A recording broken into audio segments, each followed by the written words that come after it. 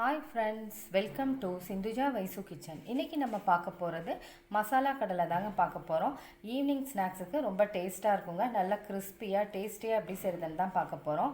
Evening ஸ்நாக்ஸுக்கு ஒரு காஃபியோடு வச்சு சாப்பிட்டிங்கன்னா அருமையாக இருக்குங்க. இது வந்து பிகினர்ஸ் கூட ரொம்ப சுலபமாக செய்யலாம். வாங்க எப்படி செய்கிறதுன்னு பார்க்கலாம். மசாலா கடலை செய்கிறதுக்கு நான் 1 கப்பு வேர்க்கடலை எடுத்துருக்கேங்க. இது 200 கிராம். இப்போ இதை மிக்சிங் பவுலில் சேர்த்துக்கோங்க.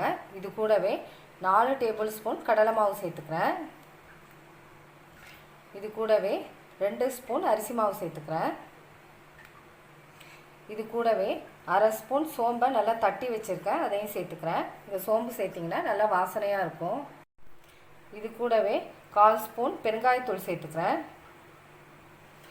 இது கூடவே 1 ஸ்பூன் காஷ்மீரி மிளகாய்த்தூள் சேர்த்துக்கிறேன். காஷ்மீரி மிளகாய்த்தூள் வந்து ரொம்ப காரமாக இருக்காது, அதனால் நான் 1 ஸ்பூன் சேர்த்துருக்கேன்.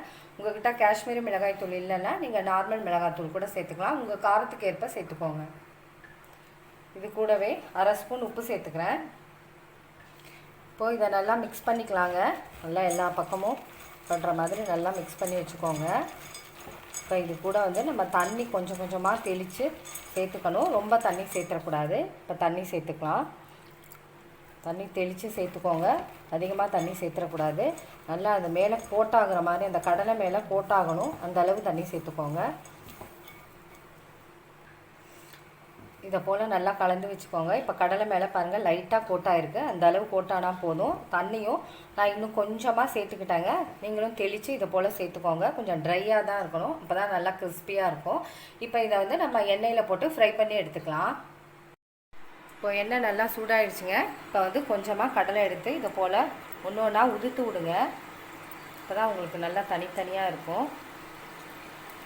எண்ணெய் நல்லா மிதமான தீயிலே வச்சுக்கோங்க, ரொம்ப ஹையில் வச்சுக்க வேணாம், அப்புறம் மேலெல்லாம் கரிஞ்சிடும், உள்ளே வேகாது.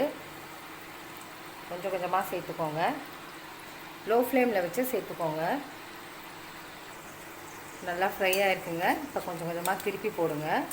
இன்னொரு பக்கமும் நல்லா ஃப்ரை ஆகட்டும். அவ்வளோதாங்க, நல்லா ஃப்ரை ஆகிடுச்சு. இப்போ இதை ஒரு தட்டில் எடுத்துக்கலாம்.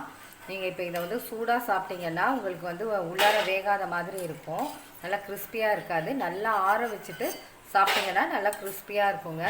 இப்போ இதே போல் எல்லாமே ஃப்ரை பண்ணிவிட்டு உங்களுக்கு காமிக்கிறேன்.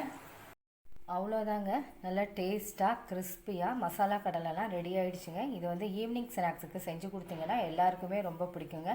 காஃபி போடுற டயத்தில் கொஞ்சம் நேரத்தில் இது செஞ்சு முடிச்சிடலாங்க.